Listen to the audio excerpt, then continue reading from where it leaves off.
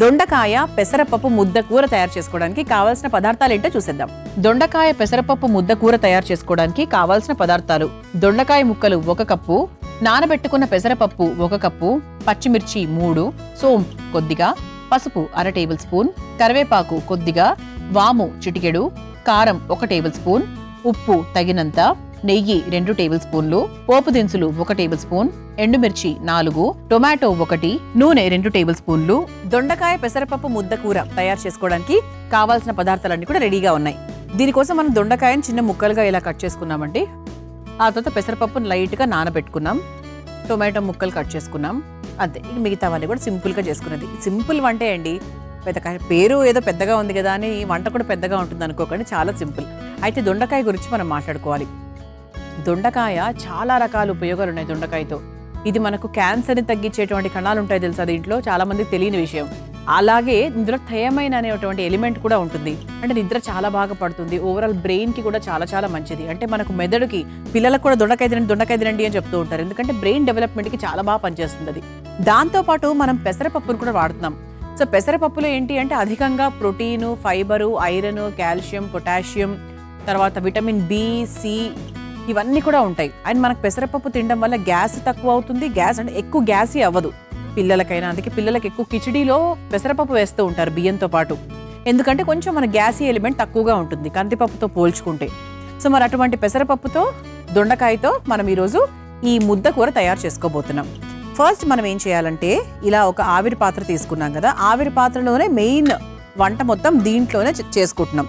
ఎందుకంటే దొండకాయ ఉడకడానికి చాలా టైం తీసుకుంటుంది. మనం మామూలుగా వేపుడులాగా చేసుకుంటే మనకు ఇలా బాండీలో చక్కగా చేసుకోవచ్చు, కానీ మనం వేపుడులాగా చేసుకోవట్లేదు, మనం ముద్దకూరలాగా చేసుకుంటున్నాం కాబట్టి 100% ఇది కుక్కర్లోనే చాలా యాప్ట్గా అవుతుందన్నమాట.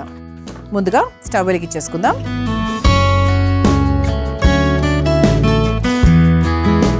ఇలా ఈ ఆవిరి పాత్రలోనే మనకు కావాల్సినవన్నీ కూడా వేసుకోవాలి. ఓకే, యాక్చువల్గా ఈ ఉడికించే ప్రాసెస్లో బేసిక్గా నూనె వేయాల్సిన అవసరం అయితే లేదు, కాకపోతే నేను కొంచెం వేస్తానండి. కొద్దిగా నూనె వేసి దాంట్లోనే లైట్గా అలా వేపిన తర్వాత కొంచెం నీళ్లు పోసి మూత పెడతాను.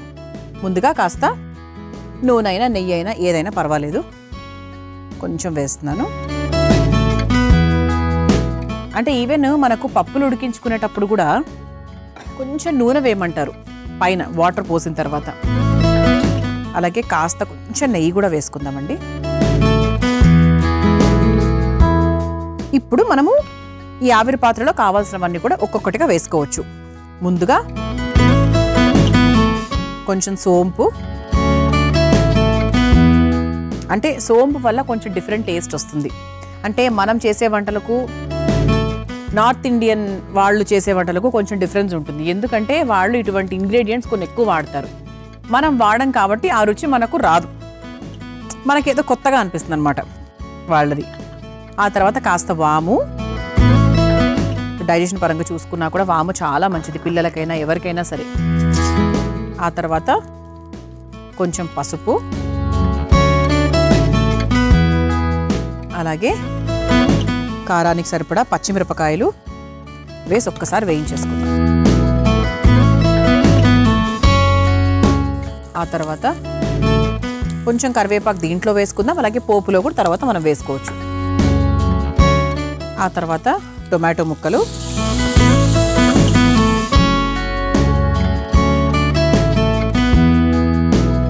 టొమాటో ముక్కలు వేసేసుకున్నాం కదా. ఆ తర్వాత నానబెట్టుకున్నటువంటి పెసరపప్పు. ఎప్పుడు కూడా పప్పులు నానబెట్టుకుంటే చాలా ఫాస్ట్గా అవుతుంది అండ్ చాలా టేస్టీగా అవుతుంది, అందుకనమాట. ఆ తర్వాత పెసరపప్పు మొత్తం వేసేస్తున్నానండి. ఆల్మోస్ట్ 1 కప్పు నిండా వేసేసాను, ముద్ద కూర అన్నాం కదా అందుకు.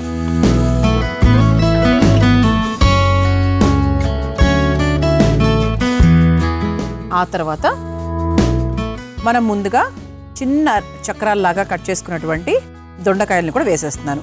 ఇది నేనేమీ ఉడికించట్లేదండి, మనం మళ్ళీ మూత పెడతాం కాబట్టి జస్ట్ లైట్గా ఇలా సాటే చేశాను అంతే. దొండకాయల్ని కూడా చక్కగా 1 కప్పు నిండా వేసేసాను.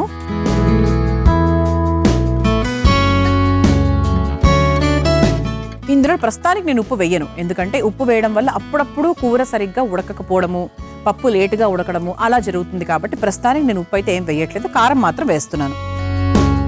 పసుపు వేసేసుకున్నాం కదా. తర్వాత ఒక ఆల్మోస్ట్ ఒక 2 స్పూన్స్ 1.5 to 2 స్పూన్స్ కారం వేశాను.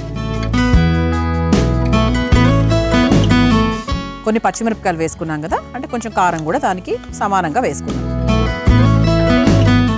ఇప్పుడు దీంట్లో మనం కొంచెం వాటర్ యాడ్ చేసుకుందాం.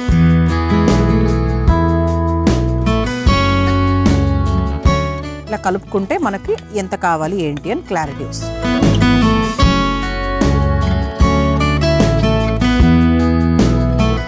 ఇలా మనం కావాల్సినవన్నీ కూడా వేసుకొని చక్కగా నీళ్లు పోసుకొని మూత పెట్టేసి విజిల్ పెట్టేసుకుందాం. ఇలా చక్కగా విజిల్ పెట్టేసుకున్నాం. అయితే ఇప్పుడు ఇది ఇలా పేస్టీగా అవ్వాల్సిన అవసరం లేదు.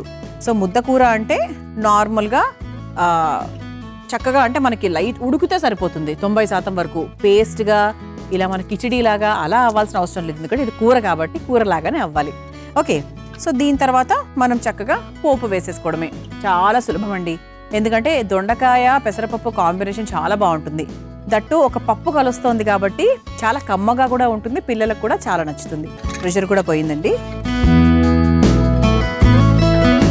సరిపోతుంది. చెప్పాను కదా మనకు పప్పులాగా అవ్వాల్సిన అవసరం లేదు, అంటే బాగా పేస్టీగా అవ్వాల్సిన అవసరం అయితే లేదు. ఇది ఒకసారి కలిపి చూద్దామా? పర్ఫెక్ట్ అండి, సరిగ్గా ఉంది. ఒక్కసారి స్టవ్ వెలిగించేసుకుందాం. కొంచెం ఆ నీళ్ళు ఏమైనా ఉంటే వెళ్ళిపోతాయి కదా, అందుకనమాట. చూసారా, కొంచెం వాటర్ కూడా ఉంటే వెళ్ళిపోయింది. ఈ స్టవ్ ఆఫ్ చేసేసుకోవచ్చు అండి, అవసరం లేదు. ఇప్పుడు మరో స్టవ్ వెలిగించేసుకుందాం. మనకి పోపుకు మాత్రమే అన్నమాట. ఇప్పుడు ఇది ఇలా పోపు బాండి పెట్టేసుకుని ఇందులో కాస్త నెయ్యి వేసుకుందాం.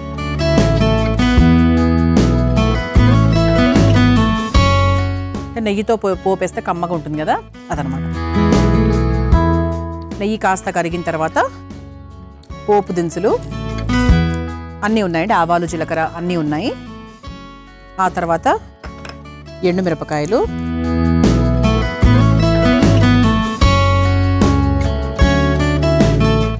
ఆ తర్వాత కొంచెం పసుపు. ఆల్రెడీ మనం ఇందులో వేసాం కాబట్టి ఎక్కువ వేయాల్సిన అవసరం అయితే లేదు. ఆ తర్వాత కరివేపాకు.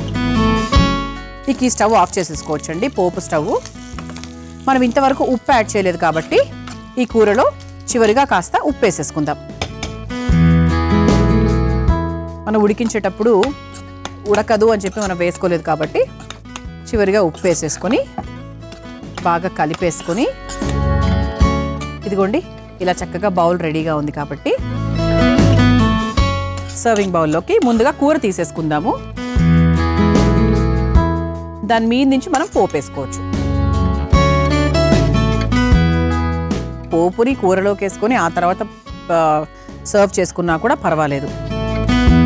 అంటే జస్ట్ మనకి అందంగా ఉంటుంది కదా చూడడానికి, అందుకు పై నుంచి ఇలా వేస్తున్నాను అనమాట.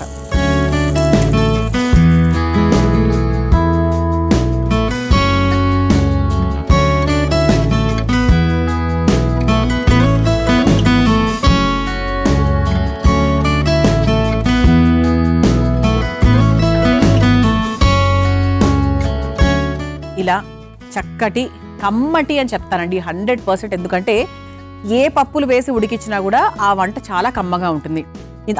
ఇందులో పెసరపప్పు వేసాం కాబట్టి ఇంకా చాలా కమ్మగా ఉంటుంది. మన దొండకాయ పెసరపప్పు ముద్ద కూర చాలా సులభంగా తయారు చేసేసుకున్నాము. మరి మీరు తయారు చేసుకోవాలనుకుంటే కావలసిన పదార్థాలు, తయారు చేసుకునే విధానం మరొకసారి చూసేయండి. దొండకాయ పెసరపప్పు ముద్ద కూర తయారు చేసుకోవడానికి కావాల్సిన పదార్థాలు: దొండకాయ ముక్కలు 1 కప్పు, నానబెట్టుకున్న పెసరపప్పు 1 కప్పు, పచ్చిమిర్చి 3, సోంపు కొద్దిగా, పసుపు 1/2 టేబుల్ స్పూన్, కరివేపాకు కొద్దిగా, వాము చిటికెడు, కారం 1 టేబుల్ స్పూన్, ఉప్పు తగినంత, నెయ్యి 2 టేబుల్ స్పూన్లు, పోపు దినుసులు 1 టేబుల్ స్పూన్, ఎండుమిర్చి 4, టొమాటో 1, నూనె 2 టేబుల్ స్పూన్లు. దొండకాయ పెసరపప్పు ముద్దకూర తయారు చేసుకునే విధానం: ముందుగా స్టవ్ వెలిగించి ఆవిరి పాత్రలో నూనె పోసి వేడైన తర్వాత అందులో కొంచెం సోంపు, వాము, పసుపు, పచ్చిమిర్చి, కరివేపాకు, టొమాటో ముక్కలు, నానబెట్టుకున్న పెసరపప్పు, దొండకాయ ముక్కలు, కొంచెం కారం వేసి కాస్త వేగిన తర్వాత నీళ్లు పోసి కలిపి మూత పెట్టి ఆవిరి మీద ఉడికించుకోవాలి. తర్వాత అందులో కాస్త ఉప్పు వేసి కలిపి పక్కన పెట్టుకోవాలి. ఇప్పుడు మరో స్టవ్ ఆన్ చేసి పాన్ లో కాస్త నెయ్యి వేసి కరిగిన తర్వాత అందులో పోపు దినుసులు, ఎండుమిర్చి, పసుపు, కరివేపాకు వేసి వేయించుకోవాలి.